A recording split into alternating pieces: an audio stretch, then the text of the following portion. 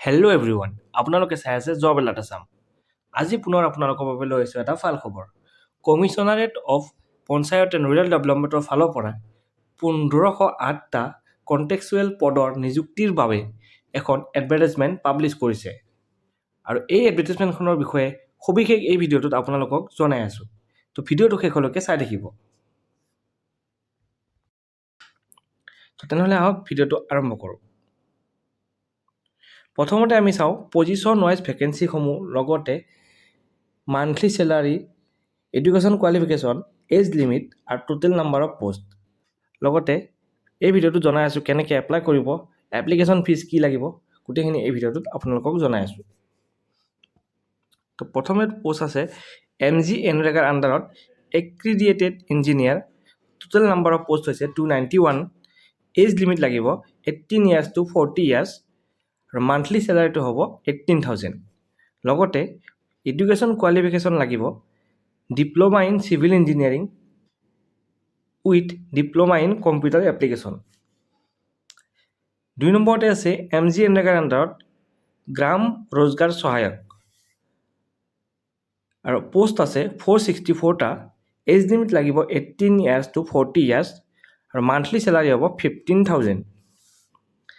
আৰু education qualification হ'ব যিকোনো ছাবজেক্টত গ্ৰেজুৱেশ্যন হ'ব লাগিব, লগতে 50% মাৰ্কছ থাকিব লাগিব আৰু ডিষ্টেঞ্চ এডুকেশ্যনৰ ডিগ্ৰীও এপ্ৰুভ কৰা হ'ব।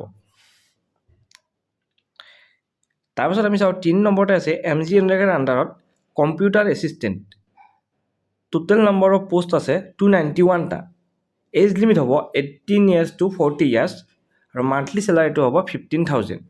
আৰু এই পদৰ বাবেও যিকোনো ছাবজেক্টত গ্ৰেজুৱেশ্যন লগতে 50% মাৰ্ক থাকিব লাগিব। 4 নম্বৰতে চাওঁ PMAYGৰ ফাইনেন্স কমিশ্যনৰ আণ্ডাৰত gram panchayat coordinator. Total number of post আছে 462টা। এজ লিমিট হ'ব 18 years to 40 years আৰু লগতে মান্থলি চেলাৰীটো হ'ব 15,000।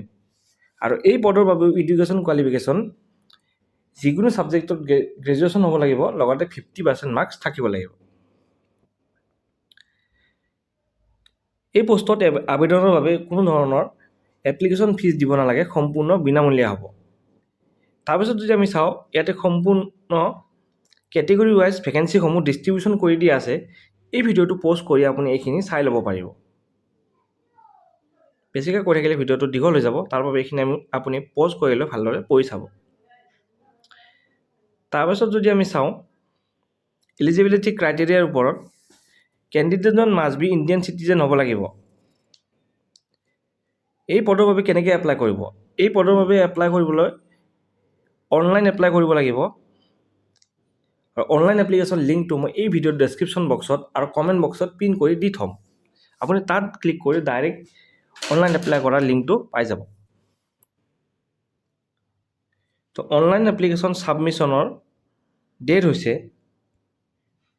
22 February 2026 আৰু লাষ্ট ডেট হৈছে 22 March 2026 ৰাতি 12 বজালৈকে।